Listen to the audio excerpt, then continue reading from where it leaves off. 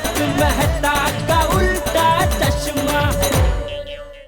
फालतू में वो भंगार का सामान अपने घर में जमा करके रखोगे और माधी भाभी को परेशान करोगे, ये तो गलत है ना। अरे पोपटलाल, 1000 बार मैंने बोला उसको भंगार मत बोलो, मेरी पुरानी याद है वो। अरे खड्डे के लिए स्माइल, और मैं मेरे घर में जितना चाहे पुराना सामान रखूं, तुम्हें उससे क्या? अगर माधी भाभी की इच्छा नहीं है तो वो सामान कभी तेरे पास वापस नहीं आएगा। पोपटलाल, देखा तुमने, अच्छे से बात की मैंने, की थी ना, लेकिन नहीं समझाओ। कोई बात नहीं भिड़े अंकल, हर समस्या का समाधान होता है।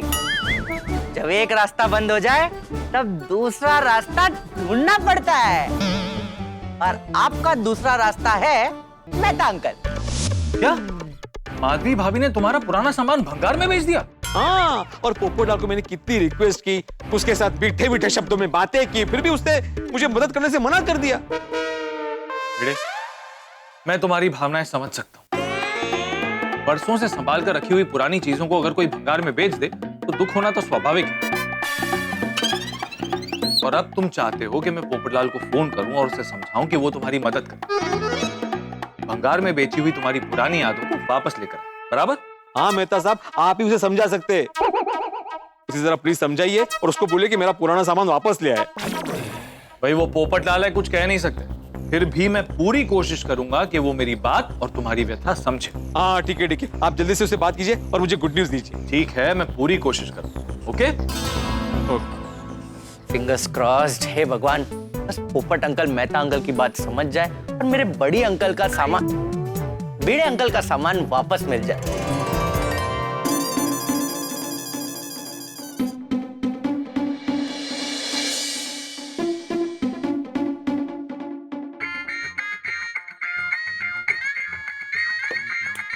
मेहता साहब का फोन? अच्छा, भिड़े ने मेहता साहब को वकील बनाया। देखिए मेहता साहब, अगर आपने भिड़े की वकालत के लिए मुझे फोन किया है तो मैं आपकी कोई मदद नहीं कर सकता। पोपटलाल, मैंने भिड़े की वकालत करने के लिए फोन नहीं किया है। अच्छा, सॉरी, मुझे लगा आपने भिड़े की बात करने के लिए फोन किया है। सॉरी मत कहो, मैंने भिड़े की बात करने के लिए ही फोन किया है। तो ये तो वकालत ही हुई ना। पोपटलाल, मैंने कहा ना कि मैंने भिड़े की वकालत करने के लिए फोन नहीं किया है। मैंने तो अपने मित्र, अपने भाई, अपने पड़ोसी को समझाने के लिए फोन किया। मुझे क्या समझाना है? आप ही बताइए, माधवी भाभी की मदद करके मैंने क्या गलती की? पोपटलाल, तुमने माधवी भाभी की मदद करके कोई गलती नहीं की, लेकिन एक पति पत्नी के रिश्ते में दखल अंदाजी करके बहुत बड़ी गलती की। मतलब ये कि पति पत्नी के झगड़े के बीच में नहीं आना चाहिए। क्या है ना, पति पत्नी के विचारों की लड़ाई तो होती रहती है, लेकिन आखिर में वो एक दूसरे को माफ करते हैं और एक हो जाते हैं।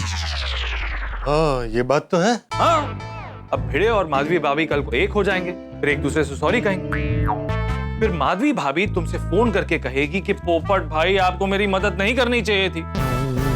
आप अगर मेरी मदद नहीं करते तो मैं उनका पुराना सामान भंगार में बेचती ही नहीं।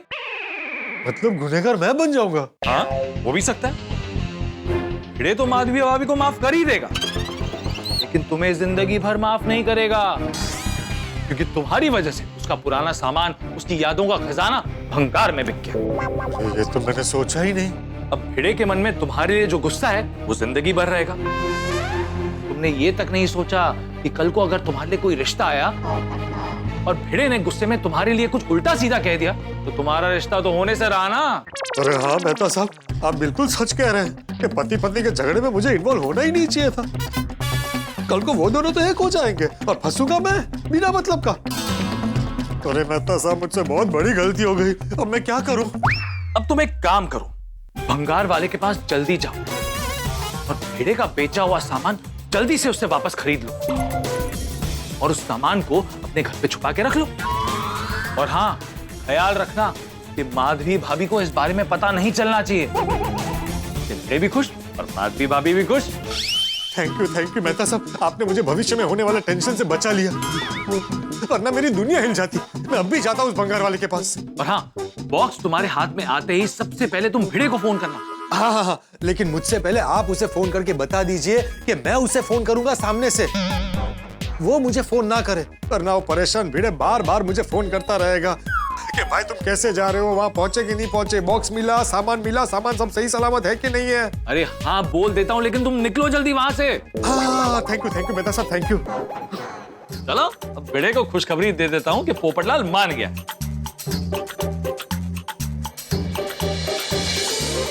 क्या पोपटलाल मान गए मेहता साहब? थैंक यू मेहता साहब। अरे आपने तो चमत्कार कर दिया, असंभव को संभव कर दिया। ये आपने किया कैसे? ये वो सब कुछ मैं तुम्हें बाद में बताऊंगा, फिलहाल तुम टेंशन लेना छोड़ दो। और हाँ एक खास बात, पोपटलाल भंगार वाले के पास जाते ही तुम्हें फोन करेगा, तुम सामने से फोन मत करना। हाँ नहीं करूंगा। और हाँ पोपटलाल को तुम्हारा पुराने सामान का बॉक्स मिलते ही वो उसे अपने घर पे लाके छुपा देगा। तुम देख लेना तुम्हें उस सामान के साथ क्या करना है। अरे ये तो सोने पे सुहागा हो गया मेहता साहब। मतलब मुझे मेरा सामान भी वापस मिलेगा और घर में छुपाने का टेंशन भी नहीं। क्या बात है मेहता साहब, मैं आपको जबरदस्त पार्टी दूंगा। अरे हाँ भाई हाँ, मैं तुमसे पार्टी ले लूंगा, फिलहाल ऑफिस में हूँ और बहुत काम है, फोन रखता हूँ। हाँ ओके बाय। वाह गोया, मेरी पुरानी यादें मुझे वापस मिल जाएगी।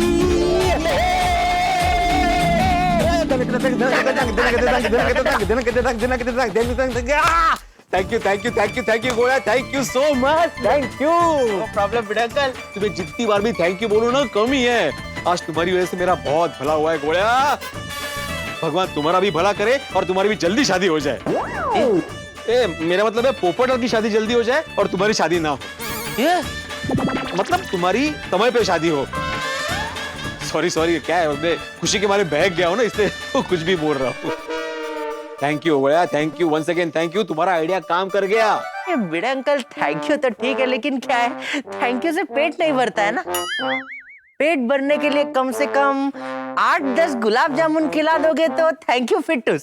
अरे 8-10 क्या गोया, तुम्हें मैं 1 डजन गुलाब जामुन खिलाऊंगा। हो 1 dozen gulab jamun. Actually बिड़ा uncle पता है, मैंने गुलाब जामुन का इतना नाम ले लिया ना, अभी तो मुझे गुलाब जामुन खाना ही पड़ेगा। मैं खा के आता हूँ। हाँ तो पैसे लेके नहीं रहने दो, एक बार आपका मिशन सक्सेसफुल हो जाने दो, उसके बाद हम दोनों साथ में जाएंगे पार्टी करने। अरे नक्की, थैंक यू गोया, thank you. Bye Bida uncle. Bye. Madhavi, मेरी पुरानी यादें वापस आ रही है, तुला कळणारच नहीं। बस अभी किसी भी वक्त पोपटलाल भंगार वाले के पास पहुंचता ही होगा। सिर्फ मेरा सामान सही सलामत होना चाहिए। बस। आप इधर ही रुकना भाई। भाई साहब। अरे आइए साहब, वेलकम। और भंगार लेके आए हैं क्या? नहीं, अभी थोड़ी देर पहले हम जो आपको भंगार बेचकर गए थे ना, वो कहाँ है? बेच दिया? नहीं, 1 मिनट।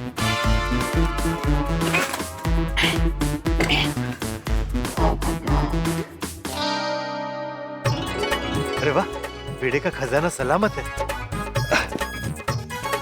भाई साहब, ये लीजिए 100 रुपए। 75 रुपए आपने हमको जो दिए थे इस भंगार के वो, और 25 रुपए मैं आपको ज्यादा दे रहा हूँ खुशी से। लीजिए। हाँ, ये सामान मुझे दे दीजिए। अरे रुकिए साहब, मेरी दुकान के सामान की कीमत आप कैसे लगा सकते हैं? अब ये बॉक्स मेरी मालिकी का है। हाँ, पर अभी थोड़ी देर पहले हम ही ने तो आपको बेचा था ये भंगार 75 रुपए में। हाँ तो आपने बेच दिया, मैंने ले लिया। हाँ बराबर है, लेकिन अभी ये मुझे वापस चाहिए और आपको मैं इसके 25 रुपए ज्यादा दे रहा हूँ। आपको किसने कहा कि इस बॉक्स की कीमत 100 रुपए है? इस बॉक्स की कीमत पूरे 1000 रुपए है। क्या 1000 रुपए? दिमाग खराब हो गया, कुछ भी बोल रहे हो। लालची लुटेरा। तारीफ करने के लिए बहुत बहुत धन्यवाद साहब, लेकिन अगर आपको इस सामान चाहिए तो पूरे 1000 रुपया देने होंगे। देखो, मैं अंतर्राष्ट्रीय अखबार तूफान एक्सप्रेस का वरिष्ठ युवा पत्रकार हूँ। तुम्हारे और तुम्हारी दुकान के खिलाफ ऐसा आर्टिकल लिखूंगा ना कि तुम्हारी दुनिया हिल जाएगी। अरे नहीं साहब, ऐसा मत करना। हाँ, अब आए ना लाइन पर। आप मेरी दुनिया हिलाओगे ना? हाँ। जाओ, अब आपको ये बॉक्स बेचना ही नहीं। अरे भाई साहब, ऐसा मत करो, इस बॉक्स की मुझे जरूरत है। देखो, गुस्से में मैं थोड़ा ज्यादा बोल गया, उसके लिए सॉरी, लेकिन प्लीज ये बॉक्स मुझे दे दो। हाँ तो 1000 रुपए दीजिए। ठीक है भाई साहब, मजबूरी का फायदा उठा रहे हैं आप, ये बहुत गलत बात है। कर्म का फल इधर ही भुगतना पड़ेगा। ये पकड़ो, 100 रुपए दो। बहुत गलत किया है तुमने।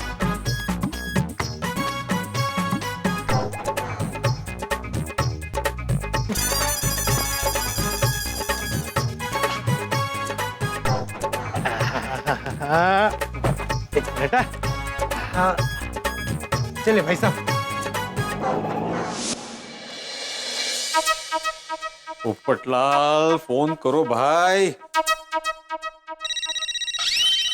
हाँ पोपटलाल, मेरा पुराना कीमती सामान मिल गया। अरे मिल गया भाई, सब मिल गया। Thank you Popatlal, thank you so very much. तुम्हारा ये उपकार मैं हमेशा याद रखूंगा। नहीं ठीक है, लेकिन ये भंगार वाला है ना, एक नंबर का लालची निकला है।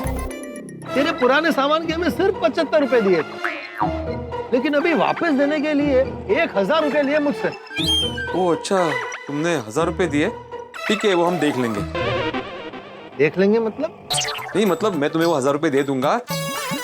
मेन बात ये है पोपटलाल कि तुमने मेरा साथ दिया और मेरा पुराना सामान लाने के लिए तुम मान गए। अरे तुझे मनाना ही नहीं आता है, सिर्फ गुस्सा दिलाना आता है। मेहता साहब को देख, 5 मिनट में मुझे मना लिया। अरे वो मेहता साहब है, कवि है, उनकी बातों में जादू है।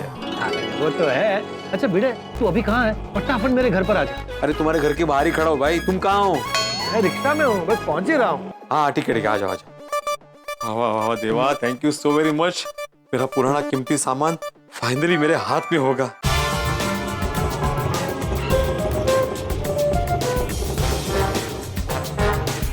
ये लो भैया।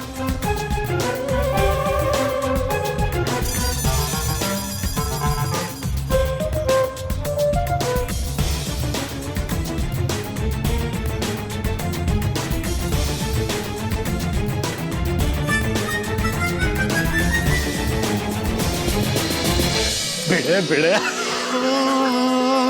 आ गया मेरा पुराना सामान आ गया, मेरी यादें वापस आ गई। Thank you Popatlal, thank you so much. अरे नहीं भाई, इसमें थैंक यू क्या।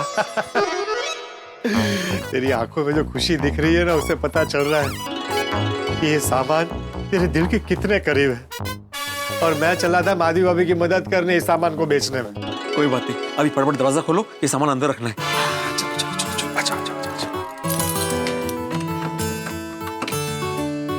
आजा भिड़े आजा।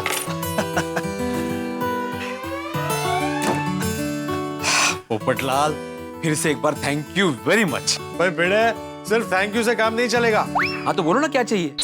मुझे घर में खाना बनाने वाली चाहिए। बस इतनी सी बात, समझो तुम्हारा काम हो गया। सच? हाँ, अरे वो सब्जी वाली सुनीता है ना, उसकी भाभी है सुलभा ताई, उनका टिफिन सर्विस का बिजनेस है।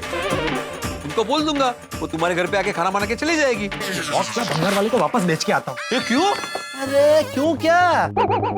खाना बनाने वाली मतलब कुक की बात नहीं कर रहा हूँ, मैं अपनी धर्म पत्नी की बात कर रहा हूँ, अर्धांगिनी।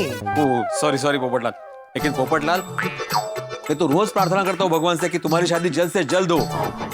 इनफैक्ट मेरा इंट्यूशन कहता है कि इस साल 2024 में तुम्हारी शादी हो ही जाएगी। अच्छा, कौन से महीने में?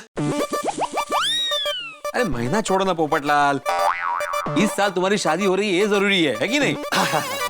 अभी फटाफट इस बॉक्स को अंदर छुपा दो ताकि माधवी या किसी और की नजर ना पड़े। हाँ, मैं संभाल कर रखूंगा। और भाई तू भी इस बात का ख्याल रखना कि माधवी भाभी को इस राज के बारे में पता न चले, वरना वो मुझसे बहुत नाराज हो जाएगी और उनका मुझ पर से विश्वास उठ जाएगा। अरे पोपटलाल, मैं अपने ही पैरों पे कुल्हाड़ी क्यों मारूंगा भाई, ऐसा कुछ नहीं होगा। गुड, ला इस बॉक्स को मैं अंदर रख देता हूँ। हाँ, मैं तो मस्त गर्मा गर्म मसालेदार चाय पिलाता हूँ। घर से लेकर आएगा? नहीं, तुम्हारे किचन में बनाकर पिलाता हूँ। हम करेंगे चाय पार्टी, मेरे घर में हो रही है किटी पार्टी। माधवी भाभी, आखिर आपने भिड़े भाई का पुराना सामान भंगार में दे ही दिया।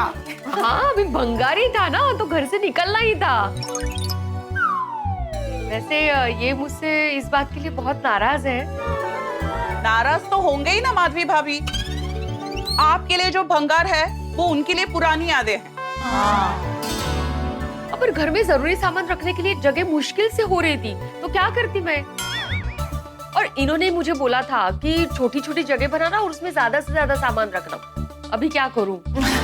आई, ये पुरानी डायरी मिली है, इसके आधे पेजेस में निकल गए, इसको रद्दी में दे दूं? नहीं बड़ा, ये तो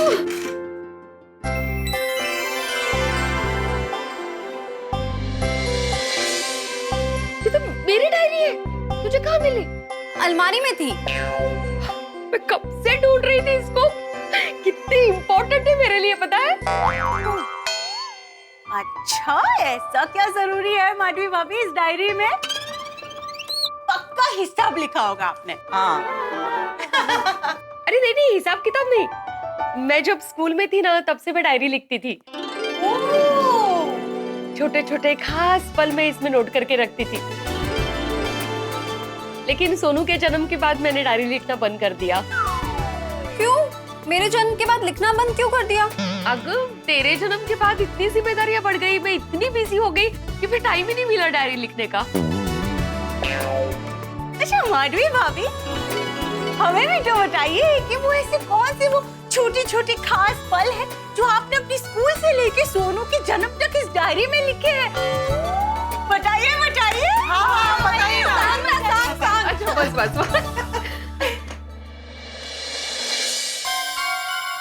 हाँ, ये किस्सा सुनाती हूँ आपको। मेरे मामा की लड़की ने मेरे एक क्यूट सी गुड़िया थी, उसके बाल ही काट दिए थे। तो मैंने गुस्से में आकर उसके साइकिल के टायर की हवा ही निकाल दी थी। आई मस्ती खोर। और माधवी भाभी, आप भी स्कूल लाइफ में शरारती थी। I am sure Tappu Sinha जैसे ना स्कूल टाइम में आपकी भी कोई माधवी सिन्हा रही होगी। माधवी भाभी, और किससे बताइए ना। हाँ, ये बताती हूँ। मेरे सगाई के बाद मेरे पहले जन्मदिन पर मास्टर जी ने मास्टर जी मतलब ये सगाई के बाद ना मैं इनको मास्टर जी कहती थी।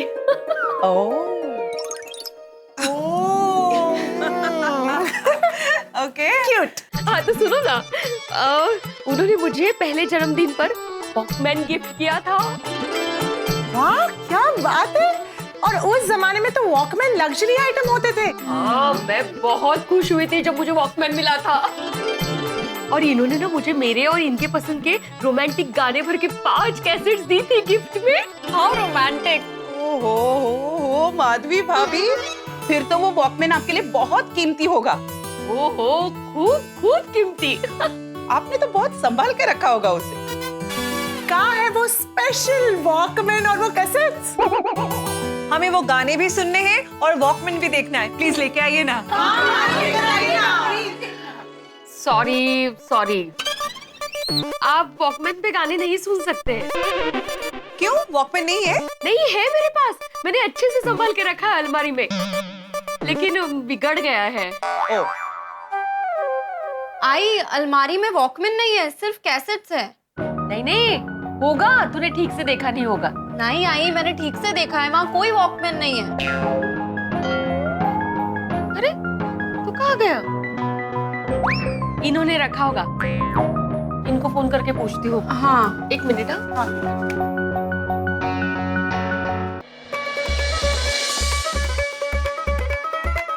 भाई वाह, मस्त चाय बनाई है भिड़े। Thank you Popatlal. अरे अभी तो चाय पिलाइए, एक दिन में अपने हाथों से बना के तुम्हें खाना खिलाने वाला हो। तुमने आज जो काम किया ना पोपटलाल, मैं बहुत खुश हूँ।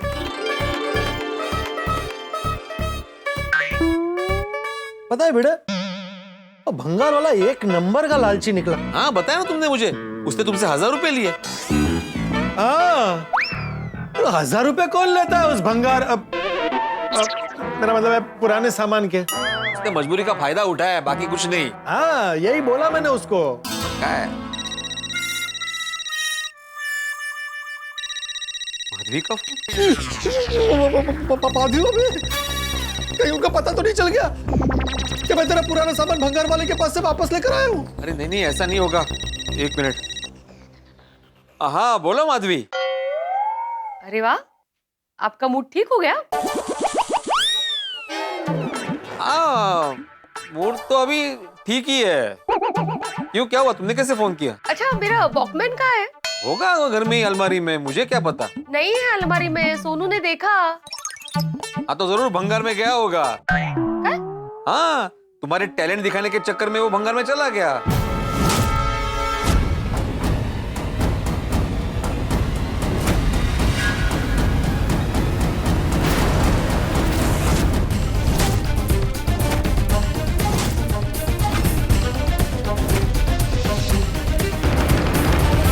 दर्शकों, पुरानी चीजें, पुराने कपड़े जब किसी काम के नहीं रहते तो हम उसे भंगार में दे देते हैं। लेकिन कुछ चीजें जैसे कि शादी का कुर्ता, शादी की साड़ी, ये कितने भी पुराने हो जाएं, हम इन्हें भंगार में नहीं देते, क्योंकि ये हमारे लिए खास होते हैं, हमारी यादें इनसे जुड़ी होती है। यूं कह लीजिए कि ये हमारे लिए अनमोल खजाने के बराबर है। माधवी भाभी को ये महसूस हो रहा है कि उनकी यादों का खजाना यानी कि उनका वॉकमैन भंगार में चला गया। इसलिए पुरानी चीजों को भंगार करार देने वाली माधवी भाभी को अब वो भंगार किसी खजाने से कम नहीं लग रहा है। अब माधवी भाभी भंगार वाले के पास जाएंगी, तब उन्हें पता चलेगा कि पोपटलाल तो पहले ये सामान लेकर जा चुका है। तब वो पोपटलाल के बारे में क्या सोचेंगी? बड़ी बड़ी बातें करने वाला पोपटलाल, गोकुल धाम की बहनों को सबसे पहले रखने वाला पोपटलाल, आखिरकार उसने किया क्या? साथ तो अपने दोस्त का ही दिया ना। अब माधवी भाभी पोपटलाल के घर जाएंगी, तब पोपटलाल का रिएक्शन देखने जैसा होगा, लेकिन आप लोगों का रिएक्शन तो हंसी और टाकों से भरपूर होगा। तो देखना ना भूले तारक मेहता का उल्टा चश्मा। देखते रहिए, देखते रहिए। अरे आइए आइए, वेलकम वेलकम। वो थोड़ी देर पहले छाते वाले भाई साहब के साथ मैं आई थी ना, वो आपको हमने दिया और आपने हमें उसके 75 रुपए दिए थे, आपको याद है? हाँ हाँ हाँ। तो वो बॉक्स मुझे वापस चाहिए। मैडम, मैंने वो बैग 1000 रुपए में भेज दिया है।